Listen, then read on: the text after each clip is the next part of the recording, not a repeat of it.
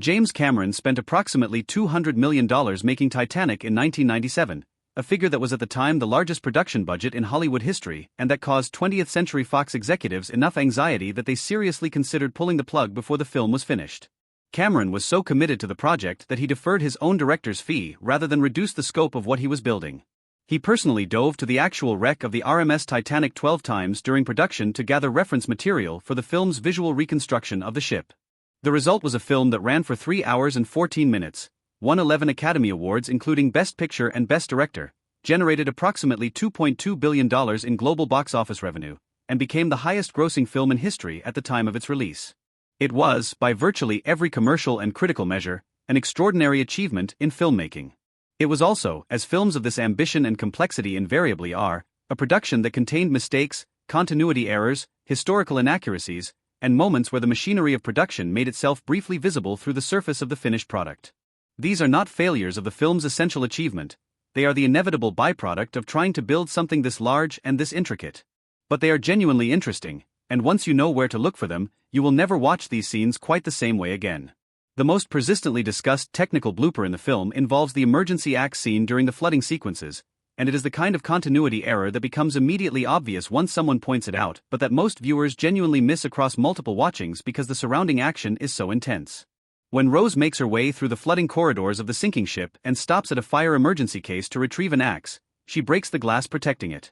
The action is clear and dramatically appropriate. But if you watch the sequence carefully across the cuts that follow, a significant portion of the glass she has just broken reappears, intact, sitting in the frame as though it had never been touched. There is no additional sound of breaking glass. There is no visual explanation for how it returned. What happened is straightforward. The scene was filmed in multiple takes, the editor selected shots from different takes based on the best performance or camera angle rather than continuity of physical details, and the glass that was broken in one take was unbroken in the take from which the subsequent shot was selected.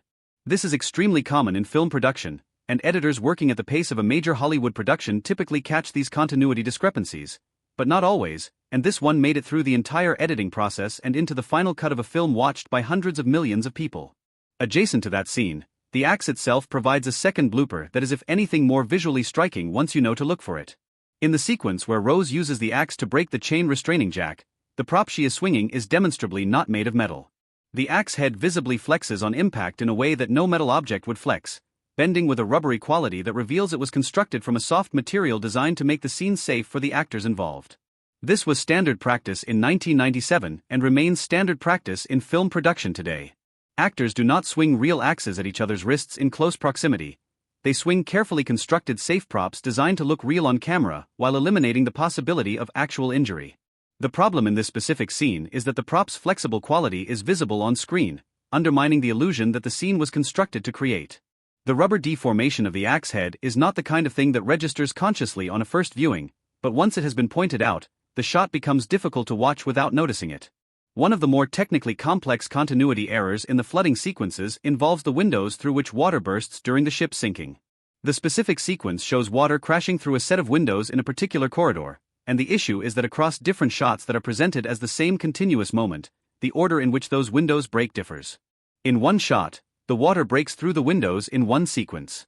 In another shot, from a different angle, the sequence differs.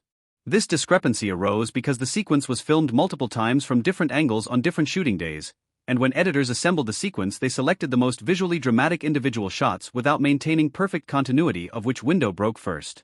In the chaos and intensity of watching the flooding unfold, virtually no viewer notices the discrepancy on a first viewing. But slowing the sequence down and watching carefully reveals the inconsistency clearly, and it is a useful illustration of how difficult continuity management becomes during complex action sequences with many simultaneous physical events happening within the frame. The reflection visible in a glass door during Jack's first entry into the first-class areas of the ship represents a different category of production error. Not a continuity problem between takes but a moment where the presence of the crew became visible within the frame. As Jack walks through the elegant doors separating the class areas of the ship, the polished glass surface catches and reflects what appears to be a crew member with equipment. This type of reflection error is genuinely common in productions that use practical sets with highly reflective surfaces, and digital technologies that now allow such reflections to be removed in post-production were either unavailable or not applied to this particular shot. The reflection is brief and appears in a shot where the audience's attention is directed at the visual contrast between Jack's world and Rose's world, which is why it escapes notice on most viewings. The wardrobe continuity error involving Jack's suspenders during the axe sequence is one of the more straightforwardly traceable bloopers in the film. In one shot, the suspenders are clearly visible on Jack's costume. In the shots immediately surrounding the moment where the handcuff chain breaks, they disappear. Their absence was the result of stunt performers standing in for the principal actors during the more physically demanding moments of the sequence, and the specific costuming of the stunt performer was not matched precisely to the principal actor's wardrobe. The suspenders then reappear in subsequent shots as the sequence returns to Leonardo DiCaprio. For a film where Cameron's attention to period detail was so obsessive that he insisted on authentic silverware patterns for the dining sequences, this kind of wardrobe discontinuity is genuinely surprising, but it reflects the reality that even the most obsessively detailed productions make errors when managing the enormous volume of decisions that a production of this scale requires.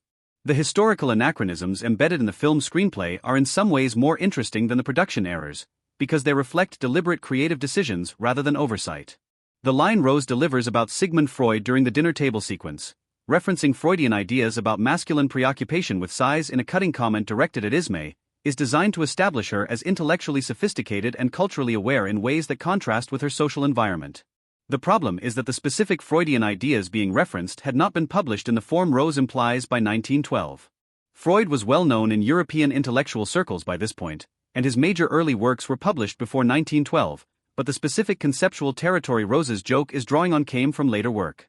The screenplay was reaching across a few decades of intellectual history to give the character a wit that belonged more to her screenwriter in the 1990s than to a young woman living in 1912. Cameron acknowledged this type of anachronism in commentary and interviews. The priority was character establishment and comedic effect, and the line achieves those goals effectively regardless of its precise historical accuracy.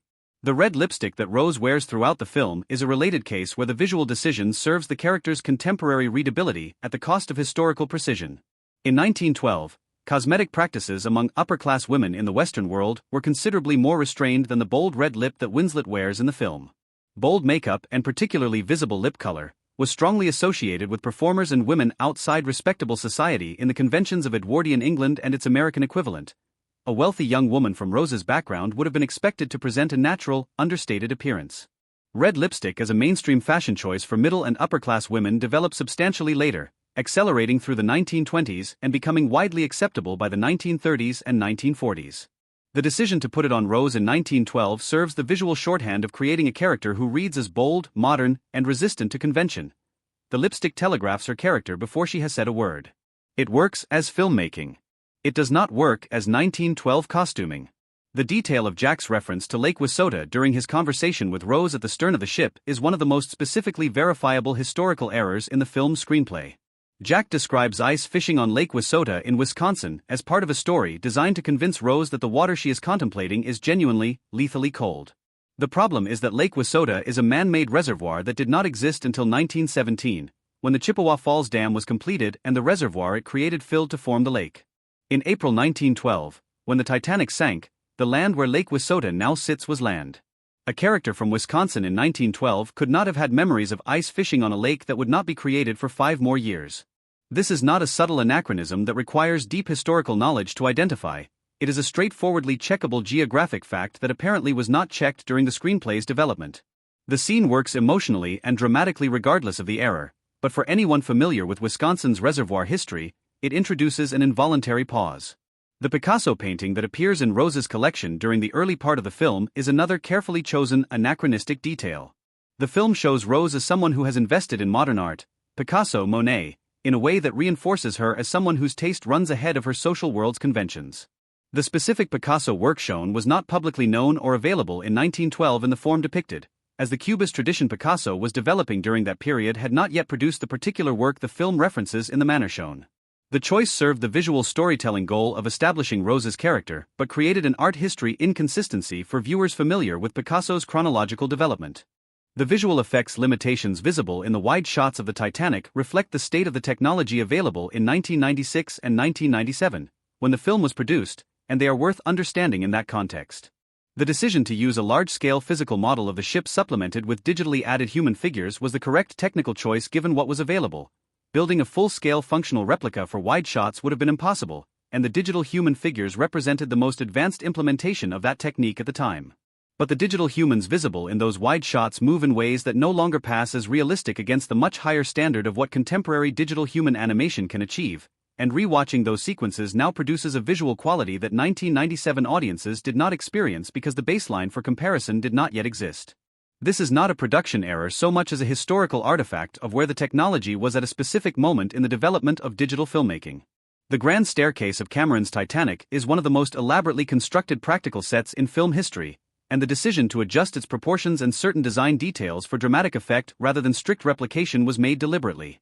The actual RMS Titanic's grand staircase was genuinely magnificent, and the historical record of it includes multiple photographs taken during the ship's fitting out.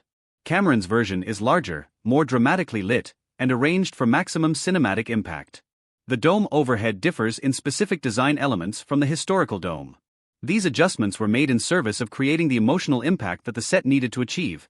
The grand staircase functions in the film as a visual metaphor for class, aspiration, and the specific dream of elegance that the Titanic represented. It serves those purposes exactly as designed. The fundamental dramatic premise of the film, that Jack Dawson, a third-class passenger, and Rose DeWitt Bukater, a first-class passenger, would meet and develop a relationship during the voyage, involves a degree of narrative license regarding how strictly the ship's class separation was enforced in practice.